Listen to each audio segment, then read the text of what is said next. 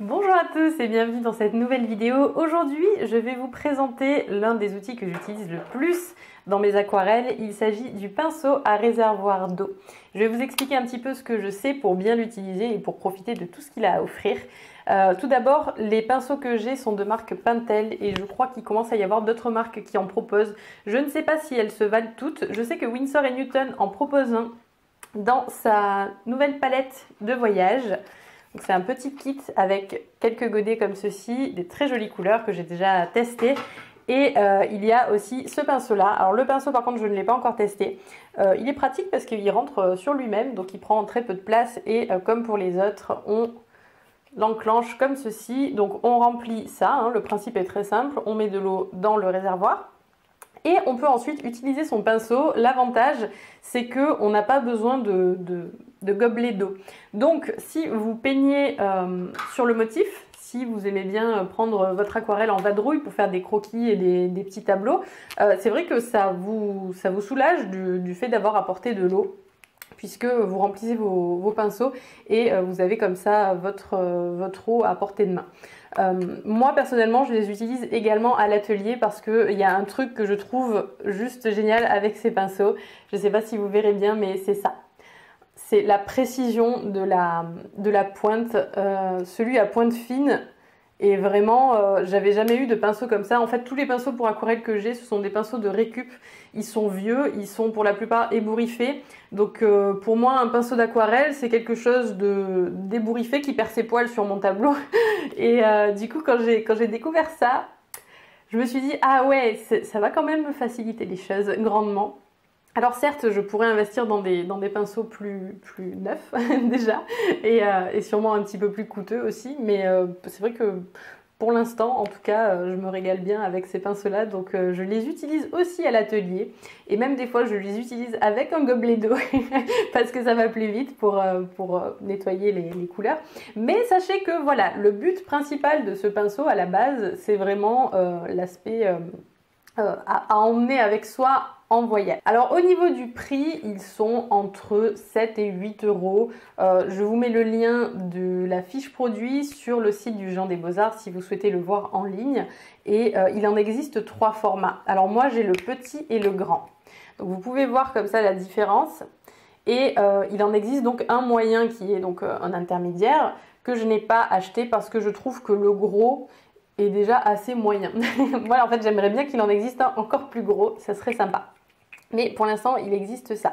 Ça fait quand même presque un an, je dirais que je les ai. Ça fait peut-être un an. En tout cas, ils ont servi énormément de fois. J'ai fait beaucoup de tableaux avec. Et vous pouvez voir que les pointes sont toujours en aussi bon état.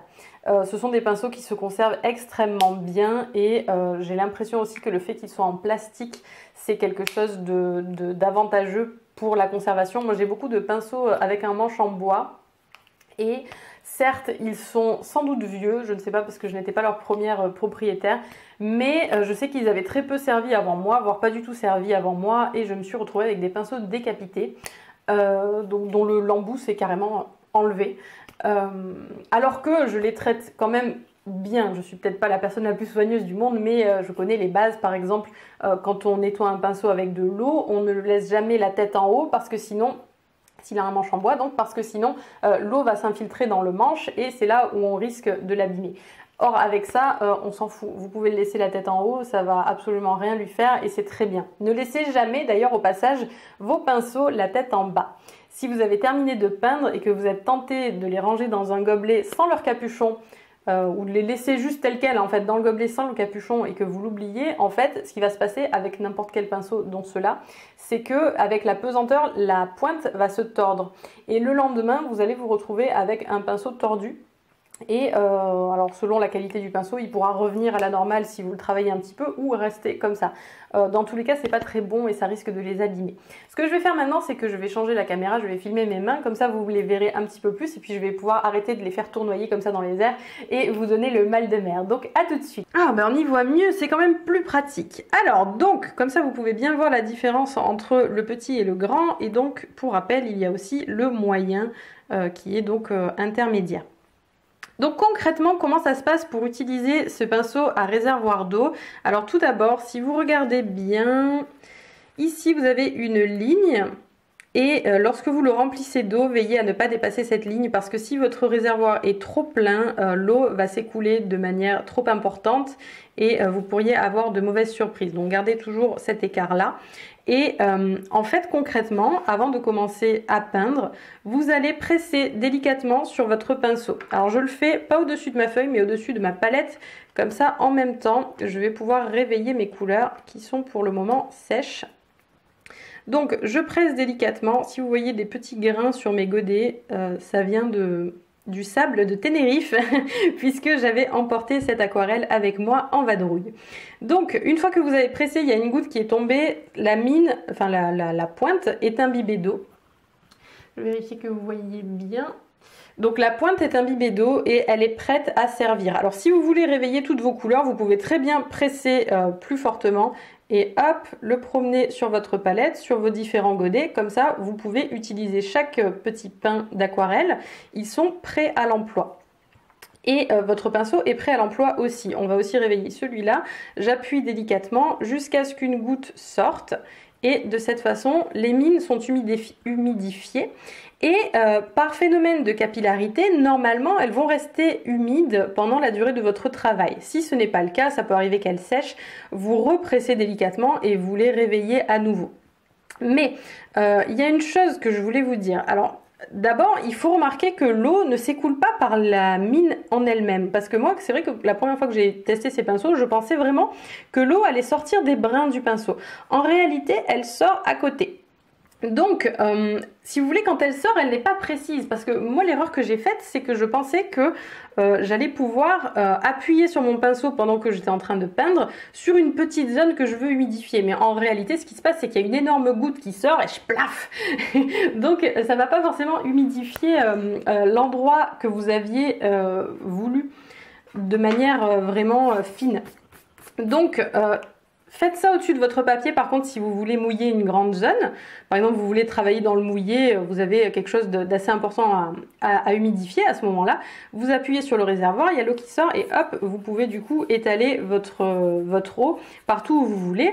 Et ensuite, eh bien, pour ajouter vos couleurs, vous allez tremper votre pinceau dans votre palette et voilà, votre eau va pouvoir se diffuser donc dans le papier. Si vous êtes en voyage, que vous n'avez pas votre fameux petit gobelet d'eau pour tremper votre pinceau et le rincer, à ce moment-là, ce que vous faites, c'est que vous avez par contre un petit essuie-tout et vous allez presser sur votre pinceau, l'eau va sortir et en fait, elle va comme ça nettoyer votre extrémité. Et donc, vous n'allez pas mélanger vos godets les uns avec les autres et vous allez pouvoir travailler proprement, facilement. Ensuite, pour le travail sec sur sec, c'est exactement la même chose qu'un pinceau classique. Hein. Vous trempez votre pinceau dans un godet et puis vous venez donc faire votre petite peinture. Rien à signaler de ce côté-là.